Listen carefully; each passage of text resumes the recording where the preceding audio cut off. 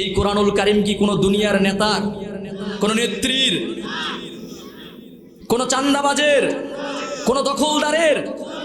এই কোরআন এসেছে কোথায় থেকে? আসমান থেকে। কার পক্ষ থেকে? আল্লাহর পক্ষ থেকে এই কোরআন এসেছে। এই কোরআনের কোনো কি কথা সন্দেহ আছে? এই কোরআন থেকে যদি কেউ কথা বলে, আল্লাহ রাসূল তাদের সম্পর্কে সুন্দর করে জানিয়ে দিচ্ছেন। আল্লাহর নবী বলেন, লা তুহসা আযাইবুহু ওয়ালা তুবলা গরাইবুহু ফিহি মাসাবিহুল হুদা ওয়া মানারিল হিকমা। আল্লাহর নবী বলেন, এই কোরআন কোনোদিন পুরাতন হবে না, এই কোরআন কোনোদিন জীর্ণ হবে না, এই কোরআন কোনোদিন শীর্ণ হবে না। বিজ্ঞানীরা যত দিন দিন নিত্য নতুন কিছু তৈরি করবে, আবিষ্কার করবে, বিজ্ঞান যেখানেই যায় কুলকিরানা হারিয়ে যাবে, বিজ্ঞান যেখানে স্তব্ধ হয়ে যাবে, সেখান থেকে আল্লাহর কোরআন দাঁড়ায় যাবে। চিৎকার মেরে বলুন আল্লাহু আকবার, লিল্লাহি তাকবীর। শুধু তাই নয়, এই জায়গায় বসতে পেরে যে আপনার আমরা যে নিয়ামতের শুকরিয়া আদায় করলাম, আপনার আমার আমল নামায় লাভ না লস? গত পরশু মাহফিল করে আসলাম যশোর থেকে। এলাকার লোকজন দেখলাম দ্বীনের জন্য, ইসলামের জন্য ডাক মারতে যাদের জনগণ বলছে, হুজুর আর কোরআনকে কেউ ডাবায় রাখতে পারবে না, কোরআন দিয়ে পার্লামেন্ট চলবে, এটাই বাস্তবতা। চিৎকার মেরে আল্লাহু আকবার। এই জন্যই কোরআনুল কারীমের মাহফিলে দল মত নির্বিশেষে সকলেই বসতে পারে কি পারে না? এটা কোরআন শুধু মুসলমানের জন্য নাকি সমস্ত মানুষের জন্য ওপেন করে দেওয়া হয়েছে? যদি কোরআনুল কারীমের মাহফিলে কেউ বসে, আল্লাহ তাআলা তাদের সম্পর্কে জানাই দিচ্ছেন, নিয়ামতের শুকরিয়া যদি আদায় করে। আল্লাহ রাব্বুল আলামিন বলছেন, লা ইন শাকারতুম লা আসিদান্নাকুম ওয়া লা ইন কাফারতুম ইন্না আযাবি লাশাদীদ। আল্লাহ রাব্বুল আলামিন বললেন, যে বা যারা আমি আল্লাহ রব্বুল আলামিন আমার নিয়ামতের শুকরিয়া আদায় করবে, আমি রব্বুল আলামিন তখন তাদের নিয়ামতগুলি আরো বেশি বেশি বাড়ায় দেয়। চিৎকার করে আল্লাহু আকবার। আল্লাহর নিয়ামতের শুকরিয়া আদায় করলে আল্লাহ বাড়ায় দেয় কি দেয় না? আর যদি নিয়ামতের শুকরিয়া যদি আদায় না করে, এত সুন্দর কোরআনুল কারীমের বসার প্রোগ্রাম করে দিচ্ছে।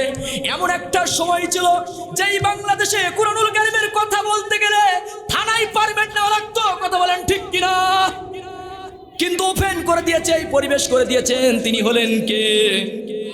সেই রবের যেই জবানটা আমাদের দিয়েছে, চিৎকার মেরে কথা বলার দরকার আছে না নাই?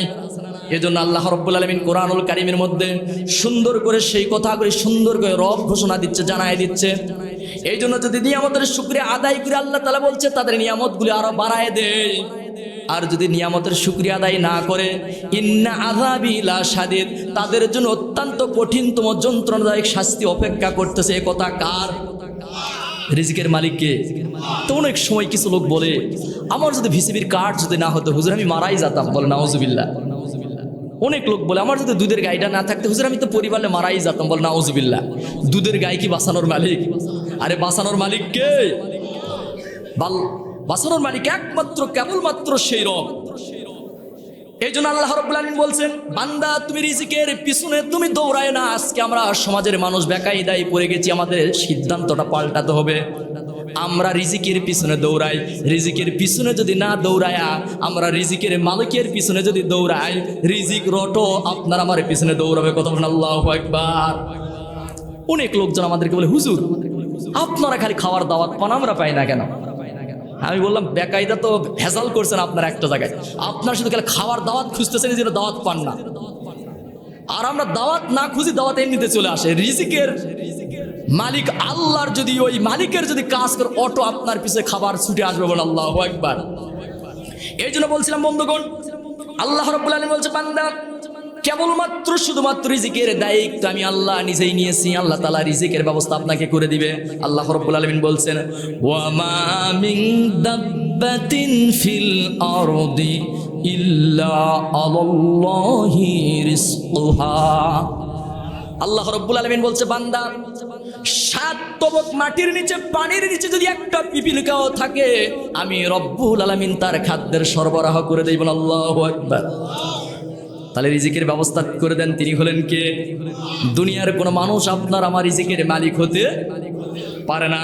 আল্লাহ রাব্বুল আলামিন কোরআনুল কারীমের মধ্যে একের পর এক সব কথাগুলি খুলে খুলে ওপেন করে দিয়েছে রাব্বুল আলামিন। এই কোরআনুল কারীমটা একটা হলো আপনার আমার জন্য একটা গাইড বুক। এই কোরআনুল কারীমের মধ্যে সব কথাগুলি বলে দেওয়া আছে।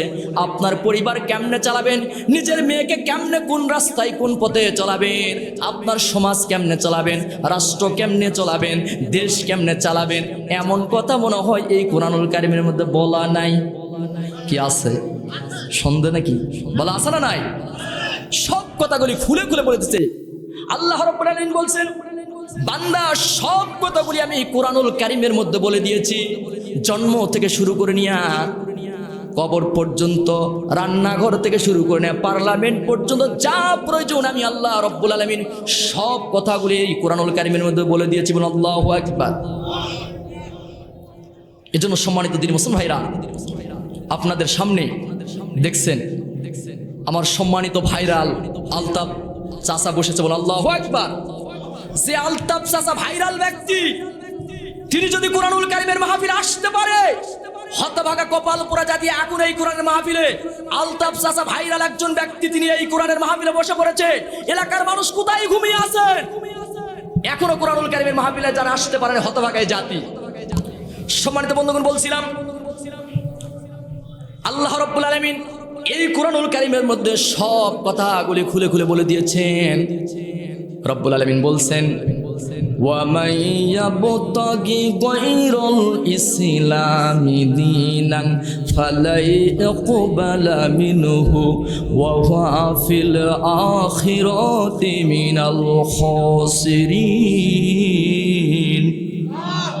আল্লাহ রব্বুল আলামিন বললেন যে বা যারা আমি রব্বুল আলামিন আমার দেওয়া জীবন ব্যবস্থাটাকে বাদ দিয়ে মানুষের তৈরি করা আইন দিয়ে নিজের জীবন চালাতে চায়, রাষ্ট্র চালাতে চায়, দেশ চালাতে চায়, পরিবার চালাতে চায়, আমি আল্লাহ রব্বুল আলামিন কোশ্চিনকালেও তাদের কাছ থেকে ওটা গ্রহণ করব না। আর তারা কিয়ামতের দিন হবে ক্ষতিগ্রস্ত। এই কথা কার? চিল্লাই বলতে হবে কথা কার? তাহলে আমরা কোরআন দিয়ে নিজের জীবনটা চালার দরকার আছে না নাই? কোরআন দিয়ে চালাবো, কোরআন দিয়ে চালাবো। এই জন্য বলছিলাম আল্লাহ রাব্বুল আলামিন গুরুত্বপূর্ণ কথাগুলি কোরআনুল কারীমের মধ্যে একের পর এক বলে দিয়েছেন। প্রত্যেক যুগে যুগে নবী এবং রাসূল প্রেরণ করেছেন, একটাই কারণ হচ্ছে তারা যেন দ্বীনের জন্য, কোরআনের জন্য, ইসলামের জন্য এক রবের দাওয়াত জানা যায়, এটাই তাদের দায়িত্ব। কথা বলেন ঠিক কিনা? আল্লাহ রাব্বুল আলামিন বলছেন وَلَقَدْ بَعَثْنَا فِي كُلِّ أُمَّةٍ رَسُولًا أَنِ اعْبُدُوا اللَّهَ وَاجْتَنِبُوا الطَّاغُوتَ। আল্লাহ রাব্বুল আলামিন বললেন প্রত্যেক যুগে যুগে নবী এবং রাসূল প্রেরণ করেছি, এর একটাই কারণ হলো, একটাই দায়িত্ব হলো, তাদের কাজ হলো এক রবের ইবাদত তোমরা করো, আর তাগুতি শক্তির কখনো তোমরা ধারে কাছেও যে না অনুসরণ করো না। এজন্য আমরা যে কোরআনের বাগানে বসেছি, প্রত্যেক যুগে যুগে নবী এবং রাসূল প্রেরণ করেছে একমাত্র রবের দাওয়াত দেওয়ার জন্য। কার দাওয়াত? আমাদেরও কাজ হবে রবের কথা বলা। কার? রবের কথা বলতে হবে। নবী এবং পাইগাম্বর তাই বলেছেন। আল্লাহর পাইগাম্বর নূহ আলাইহিস সালাতু ওয়াস সালাম নাম শুনেছেন? আল্লাহর পাইগাম্বর নূহ আলাইহিস সালাতু ওয়াস সালাম, লম্বা ঘটনা আমি সেটা বলতেছিলাম না, বোঝানোর জন্য বলতে চাই হালকা কিছু কথা। আল্লাহর পয়গম্বর নূহ আলাইহিস সালাতু ওয়াস সালাম, প্লাবন শুরু হয়ে গেল, বন্যা কবলিত বৃষ্টি, পানি আর পানি। তার সন্তানের নাম ছিল কেনান। কি নাম? কেনান। তিনি কি ইসলাম গ্রহণ করেছিলেন? আল্লাহর পয়গম্বর নূহ আলাইহিস সালাতু ওয়াস সালামের সন্তান কেনান ডুবে মারা যাচ্ছে, হাবুডুবু। সন্তান বলছে, বাবা এখনো সময় আছে, এসো আমার নৌকার দিকে। ইয়া বুনাইয়া, প্রিয় সন্তান বলে ডাক মারে। সন্তান বলছে, বাবা উঠবো না নৌকায়, বড় গাছে উঠবো, পাহাড়ে উঠবো, মুখ উঠবো, বাঁচার কি চান্স আছে? যতই বৃষ্টি হবে নৌকা ভাসতে ভাসতে কোথায় ওঠে? উপরেই। কিন্তু কি হয়েছে? নূহ আলাইহিস সালাতু ওয়াস সালাম বলছে, নিজের সন্তানকে ডাক দিচ্ছে, ইয়া বুনাইয়া, হে আমার প্রিয় সন্তান এসো। আল্লাহ রব্বুল আলামিনের কাছ থেকে রেড সিগন্যাল এসে গেল নূহুর কাছে। এ নূহুরে, যেই সন্তান তাওহীদ মানে না, আখিরাত মানে না, রিসালাত মানে না, দ্বীন মানে না, এমন সন্তান, এমন পরিবারকে যদি আহাল বলে পরিচয় দাও, আমি আল্লাহ রব্বুল আলামিন বলেছি এ নূহুরে নবুয়তির দপ্তর থেকে তোমারও নাম কাটা পড়ে যাবে। কত বড় কথা বলছে রব। যেই সন্তান তাওহীদ মানে না, রিসালাত মানে না, আখিরাত মানে, এমন সন্তানকে যদি আহাল বলে পরিচয় দাও, নবুয়তির দপ্তর থেকে তোমার নাম কাটা পড়ে যাবে। কে বলছেন? আল্লাহ বলছেন। কত বড় কথা।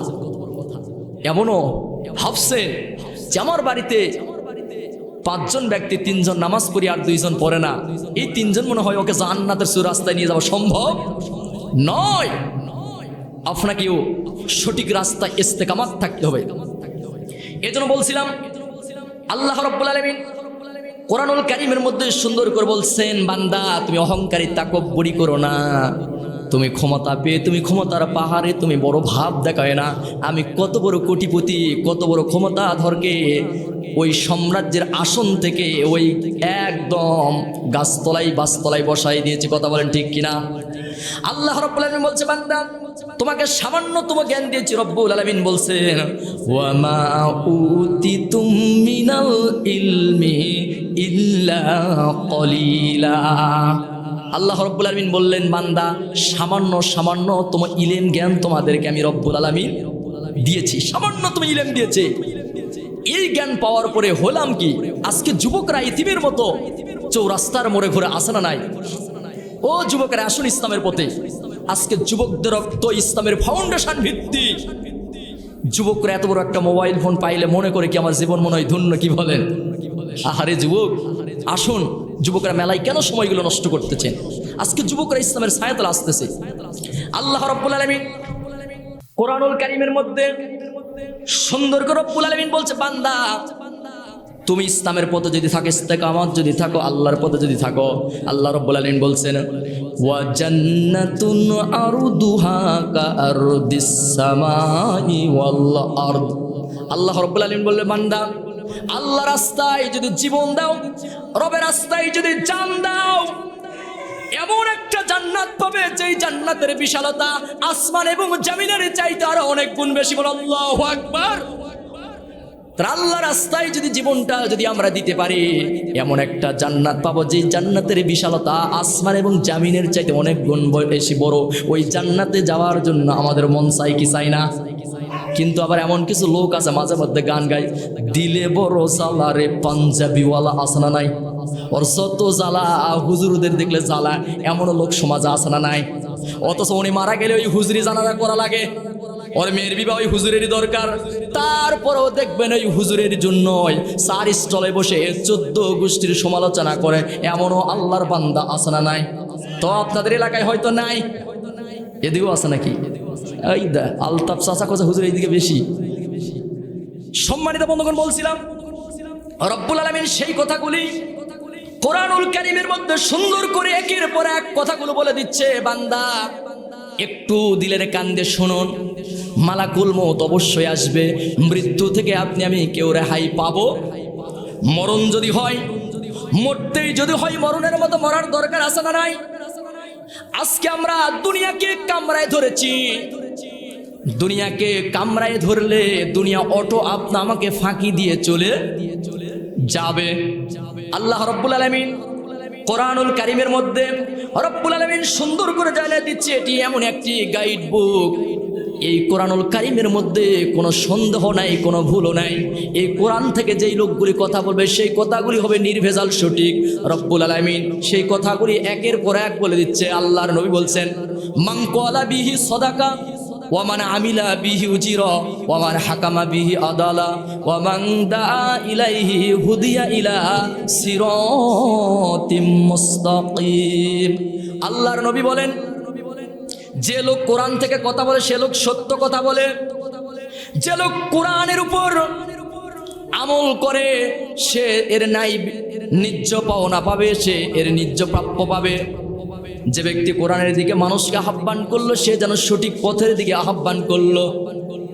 এই জন্য সম্মানিত বন্ধুগণ, কোরআনুল কারীমের দিকে আমরা মানুষকে ডাকবো ইনশাআল্লাহ। আল্লাহ সেই কথাগুলি রব্বুল আলামিন একের পর এক বলে দিচ্ছে। এখন অনেকেই কোরআনুল কারীমের মাহফিল আসতে পারে না। সাহাবায়ে কেরামেরা যখন ডাক মেরেছে সঙ্গে সঙ্গে সহযোগিতা করেছে, ডাকে সাড়া দিয়েছে। আল্লাহর নবী যখন বলেছে সঙ্গে সঙ্গে বাড়ির দিকে তাকানোর সময় নাই, পিছনের দিকে তাকানোর সময় নাই। নবীজি ডাক মারতে যা দেরি, আল্লাহর নবীজির কাছে তারা রওনা দিয়েছে। বলি আল্লাহু আকবার। আল্লাহর নবীর সাহাবী হযরতে আবু হুরায়রা, নাম শুনেছেন? আল্লাহর নবীর সাহাবী হযরতে আবু হুরায়রা। এই সাহাবী কি করেছেন? আল্লাহর নবীর দরবারে আবু হুরায়রা সব সময়ের জন্য যাতায়াত করতেন, কিন্তু তার মা ছিল মুশরিকা, অমুসলিম। মা বলছে, বাবা আবু হুরায়রা তুমি কোথায় যাও? আমি একটি দরবারে যাই, প্রতিনিয়ত যাই। একদিন দরবার থেকে, আল্লাহর নবীর দরবার থেকে আসতে গিয়ে দেরি হয়েছে। আবু হুরায়রাকে তার মা এত পরিমাণ প্রহার করলো। হযরত আবু হুরায়রা মায়ের প্রহারে এত পরিমাণ কষ্ট পেলেন, ব্যথা পেলেন, কাঁদলেন। কিন্তু তারপরে কি করলেন? কিছুক্ষণ পরেই মা মার দিয়েছে, বলতেছে ওই জাদুকর মোহাম্মদের দরবারে যাবি না, ওই আব্দুল্লাহর ছেলে মোহাম্মদের দরবার ছাড়বি না, হয় তুই আমার বাসা ছাড়বি। এরকম করে সন্তানকে এত পরিমাণ আবু হুরায়রাকে তার মা মারতেছে। হযরত আবু হুরায়রা নবীর দরবার থেকে ফেরার পরে, মায়ের কাছ থেকে প্রহার পাওয়ার পরে তিনি আর দেরি না করে আবার সেই বিশ্ব নবী জনাবে মুহাম্মদুর রাসূলুল্লাহ সাল্লাল্লাহু আলাইহি সাল্লামের দরবারে হাজির হলেন। আল্লাহু আকবার। আল্লাহর নবীর কাছে হযরত আবু হুরায়রা কাঁদতে কাঁদতে হাজির। আল্লাহর নবী বলে, ও আবু হুরায়রা তুমি তো কিছুক্ষণ আগেই তো আমার দরবার থেকে গেলে, আবার কেন কাঁদতেছো আর আসলে কেন? হযরত আবু হুরায়রা বলে, ইয়া রাসূলুল্লাহ, ইয়া হাবিবাল্লাহ, আমার মা আমারে মেরেছে। আল্লাহর নবী শোনার সঙ্গে সঙ্গে বললেন, আবু হুরায়রা নিশ্চয়ই তুমি তোমার মায়ের সঙ্গে বেয়াদবি করেছো। কি করেছো? বেয়াদবি করেছো। হযরত আবু হুরায়রা বলে, ইয়া রাসূলুল্লাহ, ইয়া হাবিবাল্লাহ, সত্যিই বলতেছি আমি আমার মায়ের সাথে কোনো বেয়াদবি করি নাই, কোনো খারাপ আচরণও করি নাই।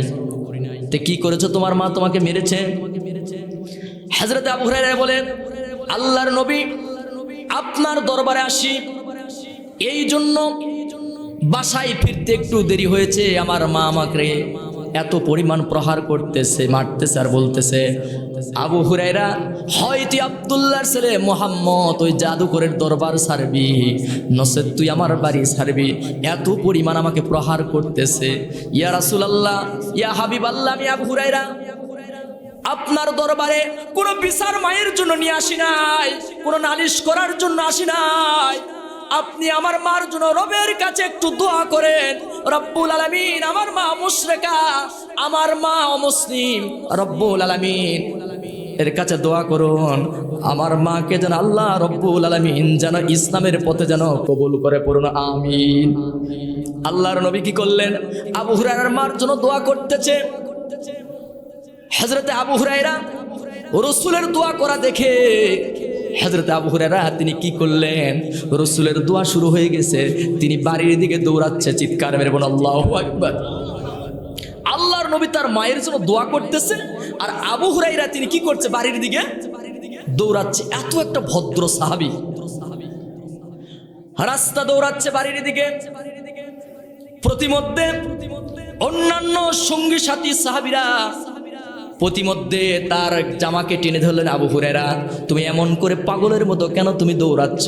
তুমি তো এরকম করে তো কোনোদিন দৌড়াও না।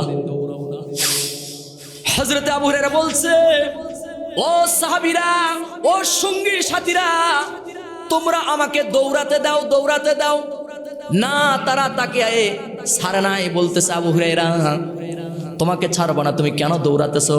তুমি এত একটা ভালো মানুষ, ভদ্র মানুষ, তুমি এরকম করে কেন দৌড়াতেছো? হযরত আবু হুরায়রা বলতেছে, আমার সঙ্গী সাথীরা আমাকে দৌড়াতে দাও, আমাকে দৌড়াতে দাও, কারণ স্বয়ং বিশ্ব নবী আমার মার হেদায়েতের জন্য রবের কাছে দোয়া করতেছে। রাসূলের দোয়া কবুল হয়ে আমার বাসায় আগে গেল না, আমি আবু হুরায়রা দৌড়িয়ে গিয়ে আমার বাড়িতে প্রবেশ করতে পারি। বলো আল্লাহু আকবার। বলতেছে নবীজি আমার মায়ের জন্য দোয়া করতেছে আল্লাহর কাছে, নবীজির দোয়া আমার বাড়িতে গেল না আমি আবু হুরাইরা দৌড়ে বাসায় প্রবেশ করতে পারি? বলেন আল্লাহু আকবার। হযরত আবু হুরাইরা বাসায় গিয়ে দরজায় টস টস করে নক করেছেন। কিছুক্ষণ আগেই যে মা তারে মার দিয়েছে, হযরত আবু হুরায়রা দরজায় নক করেছে, মা। ভিতর থেকে মায়ের কণ্ঠ থেকে আওয়াজ এসে গেল, বাবা আবু হুরায়রা তুমি ধৈর্য ধরো, আমি দরজা খুলতেছি। বল আল্লাহু আকবার। মায়ের কণ্ঠ শুনে আবু হুরায়রার বুঝতে কোনো কষ্ট রইল না যে আমার মায়ের এই কণ্ঠের মধ্যে আর শিরকি বিদআতের কোনো ঘ্রাণ নাই। দরজা খুলে দিলেন। হযরত আবু হুরায়রার মা আবু হুরায়রাকে বুকের সঙ্গে জড়িয়ে ধরে বলতেছে, বাবা ও আবু হুরায়রা, তুমি যেই মানুষটির দরবারে যাও ওই মানুষটি কোনো পাগল নয়, ওই মানুষটি কোনো জাদুঘর নয়, ওই মানুষটি কোনো সন্ত্রাস নয়। যেই মানুষের দরবারে যাও সত্যিই তিনি একজন আল্লাহর নবী। আমার আর বুঝতে কোনো কষ্ট রইল না। বাবা আবু হুরায়রা, তোমাকে প্রহার করার পরে, মার দেওয়ার পরে যেই মাত্র তুমি আমার বাসা থেকে যাওয়ার কিছুক্ষণ পরে আমি বুঝতে পেরেছি তোমাকে মার দিয়ে আমি ভুল করেছি। বাবা আমার চুলের গোড়াবে টস টস করে পানি পড়তেছে। আবু হুরায়রা, আমি আর মুশরিকা থাকতে চাই না, আর অমুসলিম থাকতে চাই না। বাবা আবু হুরায়রা, তুমি ওই নবীজির দরবারে নিয়ে যা, আমাকে কালিমা পড়ায় মুসলমান করে দেন। পড়েন লা ইলাহা ইল্লাল্লাহু মুহাম্মাদুর রাসূলুল্লাহ সাল্লাল্লাহু আলাইহি ওয়াসাল্লাম। এই সুন্দর আচরণে, এই সন্তানের এই সুন্দর ব্যবহারে একজন মুশরিকা মা কালিমার সুধা পান করলেন সুন্দর আচরণ দিয়ে। আজ আমরা পৃথিবীর জমিনে বাংলাদেশে আমরা কাউকে গালিগালাজ করব, যারা আমাদেরকে গালিগালাজ দিবে এই গালির পরিবর্তে আমরা তাদেরকে ভালোবাসা দেখাবো। কথা বলেন ঠিক কিনা? যারা আমাদেরকে নিয়ে ব্যঙ্গ করবে, ব্যঙ্গচিত্র করবে, অনুরূপ পাল্টা তাদের বিপদ হলে আমরা পাশে দাঁড়াবো আমরা তাদের জন্য চোখের পানি ফেলে দোয়া করব। ইমানদার মুমিন ব্যক্তির পরিচয় একটাই হবে, সে যদি কারো দ্বারা যদি কষ্ট পায়, কষ্টের বিপরীতে তার জন্য দোয়া করবে। এটা ইমানদার মুমিন ব্যক্তির পরিচয়। আপনাদের উদাত্ত আহ্বান জানাবো, কোরআনুল কারীমের এই মাহফিলে সকলেই বসতে পারবে না, আল্লাহ যাদেরকে কবুল করেছে তারাই মাত্র বসতে পারবে, এটাই বাস্তব। সেই জন্য আমি আপনাদের উদাত্ত আহ্বান জানাবো, আর এদিক সেদিক সময় আর নষ্ট না করি। এক্ষুনি আমরা দ্বিতীয় মেহমানকে পরিবেশন করব, কিন্তু ইমানকে আপনার আমার জাগ্রত করতে হবে। কথা বলেন ঠিক কিনা? ইমানকে জাগ্রত করতে হবে। মুমিন ব্যক্তি কখনো ভয় পায় না। মুমিন ব্যক্তি সব সময়ের জন্য জেলখানা কারাগারে থাকলেও একমাত্র ভয় করে কাকে? আল্লাহকে। আমার সাথে একটু পরেন, দ্বিতীয় মেহমানকে পরিবেশ করে দিব। মুমিন তো কখনো মাথা নত করে না, হোক না সে বন্দী কারাগারে। মুমিন তো কখনো মাথা নত করে না, হোক না সে বন্দী কারাগারে। আল্লাহর ভালোবাসা যে পেয়েছে, রুখবে বলো তারে কেমন করে? মুমিন তো কখনো মাথা নত করে না, হোক না সে বন্দী কারাগারে। আসুক যতই ঝড়, আসুক বিপদ, চলতে হবে সে তো নিয়েছে শপথ। আসুক যতই ঝড়, আসুক বিপদ, চলতে হবে সে তো নিয়েছে শপথ। চাই না সে দুনিয়ার কোনো সুখ শান্তি, চাই না সে দুনিয়ার কোনো সুখ শান্তি, চাই শুধু জান্নাত পরপারে। মুমিন তো কখনো মাথা নত করে না, হোক না সে বন্দী কারাগারে। দুনিয়ার আদালতে হয় যদি ফাঁসি, দেখবে সদাই তার মুখের হাসি। হামজার মতো করে জীবন বিলাই সে তো, হামজার মতো করে জীবন বিলাই সে তো, মুক্তি চাই শুধু পরপারে। মুমিন তো কখনো মাথা নত করে না, হোক না সে বন্দি কারাগারে। মুমিন তো কখনো মাথা নত করে না, হোক না সে বন্দি কারাগারে। চিল্লাই বলেন মারহাবা। সম্মানিত দিনী মুসলিম ভাইরা, আসলেই জাস্ট আমি একটু মেহমানের পরিবেশ করে দেওয়ার জন্য বসেছিলাম, কেবল রাস্তা ক্লিয়ার হতে